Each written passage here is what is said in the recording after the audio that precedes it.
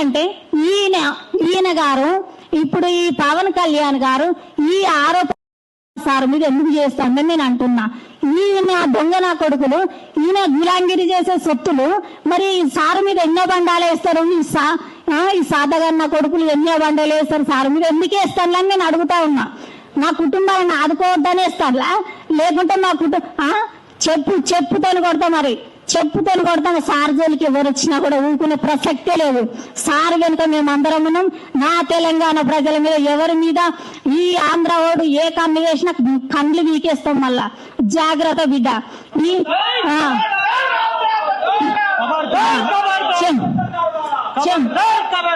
చెప్పుతోని కొట్టడం జరుగుతుంది, ఖచ్చితంగా చెప్పుతోని కొట్టడం జరుగుతుంది. నా తెలంగాణ ప్రజల మీదకి వచ్చినా, నా తెలంగాణ వచ్చినా జరుగుతుంది ఖచ్చితంగా.